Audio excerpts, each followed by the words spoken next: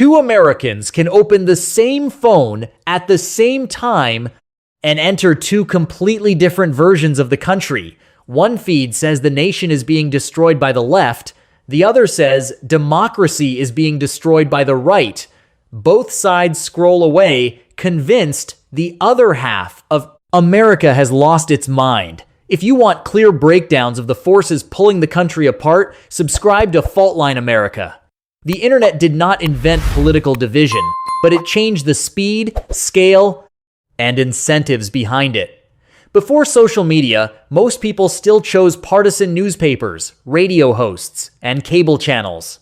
Now the information system follows you everywhere, learns what keeps you watching, and can serve a personalized stream all day. That matters because online attention is not neutral. The posts that trigger anger, fear, and identity often travel farther. A 2021 study in the Proceedings of the National Academy of Sciences found that posts attacking the political outgroup were especially likely to be shared. In plain English, talking about how terrible the other side is can be good for engagement. And engagement is the currency of the modern internet. More clicks, more comments, more shares, more time on the app. So a politician, influencer, or media account has a powerful incentive to make every disagreement feel like an emergency. That does not mean every platform is secretly programming everyone into extremists. The evidence is more complicated than that. A major 2023 Facebook experiment found that reducing exposure to like-minded sources did not reduce polarization in attitudes or beliefs. And a 2026 randomized study of X found that an algorithmic feed shifted some political attitudes, but did not significantly change affective polarization or party identification. So the honest conclusion is not that one algorithm controls America. It is that digital systems can shape what people see, reward what people post, and sometimes influence what they think. And if you're following where America's heading, hit subscribe, because the next part is where the conflict gets bigger. The real problem is a feedback loop. Platforms reward attention. Political actors learn what gets attention.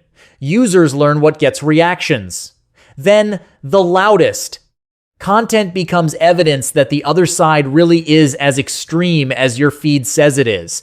That can create a distorted picture of the country. Most people are not posting political content all day, but the people who do post constantly can dominate the conversation, especially when outrage spreads faster than nuance.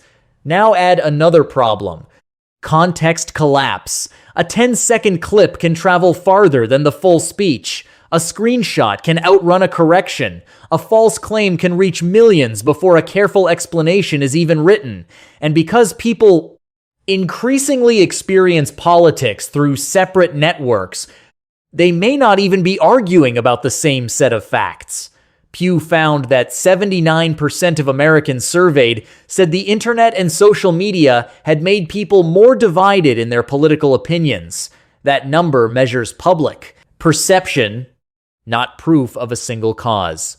But the perception itself is politically important. Americans are not just disagreeing. They are increasingly worried that the information environment is making disagreement harder to manage. And this is where the story becomes bigger than Democrats versus Republicans.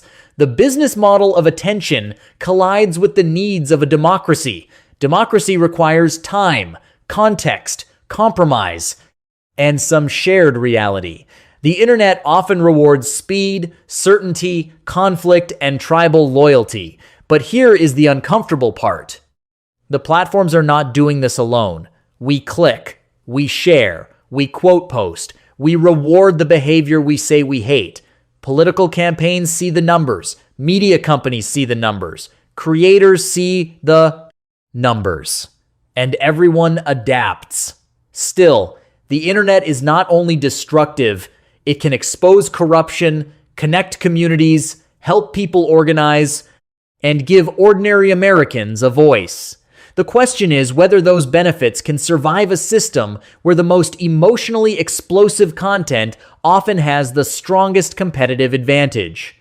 Possible fixes are already being debated. More transparency around recommendation systems, stronger user control over feeds, better friction before resharing, and more serious media literacy. None of those ideas is a magic switch, and every proposal raises real questions about free speech, corporate power, privacy, and who gets to set the rules. But doing nothing is also a choice, because every day, millions of Americans are training the system with their attention, and the system is training them back. So what is really making America more divided? Big tech, politicians, the media, or our own behavior online? Maybe the answer is all of them, feeding one another in a machine nobody fully controls.